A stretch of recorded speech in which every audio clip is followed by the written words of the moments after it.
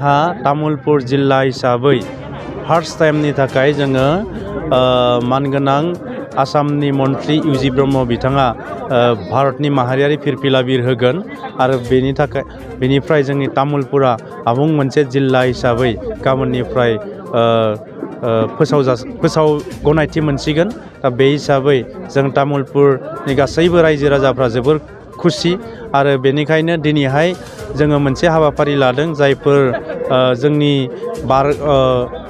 सोरगोबासि जाबाय रुंसारि जालांबाय मानगोनां एमएलए बिथांमोननि न'खरनो आरो रुंसारि जालांनाय एमएलए बिथांमोनखौ जोङो दिनै गोसोखांनानै बिथांमोननि सावगारियाव जोङो बिबार माला बावनाय हाबाफारि लादों। लोगोसेनो दिनैनि बे मोनसे सानाव आङो गासैबो तामुलपुरनि साफ्रोमबो न'खरफोरनिसिम रोजा रोजा साबायखर बावबाय आरो आसाम सरकारनि मानगोनां गिबि मन्त्रि डक्टर हिमन्त बिश्व शर्मा बिथांनिसिम रोजा रोजा साबायखर बावबाय आरो लोगोसेनो जोंनि बिटिआरनि गाहाय मावफुं सोद्रोमा प्रमद बर' सार बिथांनिसिमबो जोङो रोजा रोजा साबायखर बावदों तामुलपुरनि जानानै जोङो तामुलपुरखौ गोदान जिल्ला होनायनि थाखाय। गंबेसे साब डिभिजन थागोन बेवहाय जोङो दासिम साब डिभिजनखौ बेबायदि फोसावथ'वाखै। जोंनियाव जिहेतु तामुलपुरा मोनसे थाखाबाय बेनि उनाव मोनसे साब डिभिजन जाबावनायनि राहा दङ। बेसेबां ब्लकखौ लानाय जादों?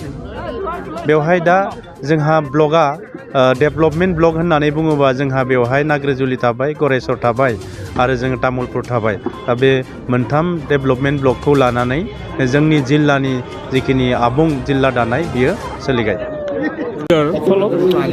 বহু দিনৰ সপোন আছিলে, বিশেষকৈ 2003 চনত BTC চুক্তি হোৱাৰ পাছতে তামোলপুৰ মহকুমা দিয়াৰ পাছত আমাৰ আক্ষেপ আছিলে তামোলপুৰ কিয় জিলা নহ'ল।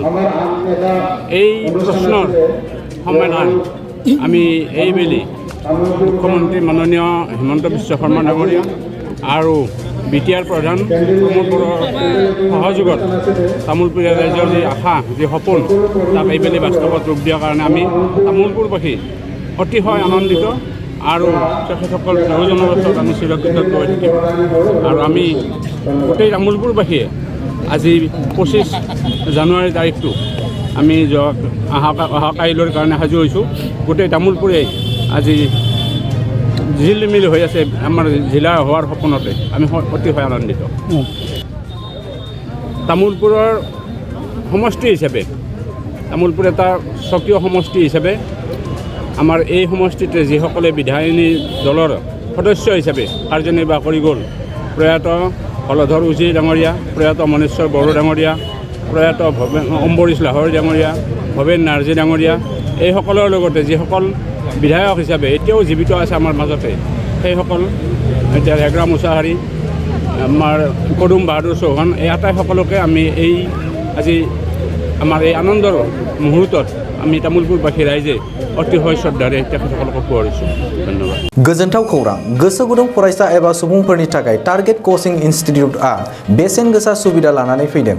जायफोर बिथांमोना banking, railway, SSC, insurance, defence, Assam police बायदि आनजादनि थाखाय साखाफारा जानो मोजां खाबु मोनाखै, बैसोरबायदि फरायसा एबा सुबुंफोरनि थाखाय मोनसे मोजां खाबु सफैदों।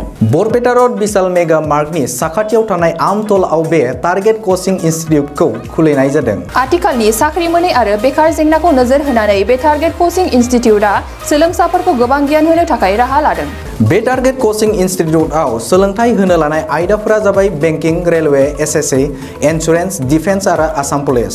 जायफोर सोलोंनो गोसो गुदुं बिथांमोना टारगेट कोचिं इनस्टिट्यूटआव मुं थिसननो एबा गोबां मिथिनो थाखाय 8134097059 एबा 8638961177 जानबुं नाम्बाराव जगाजग खालामनो हागोन।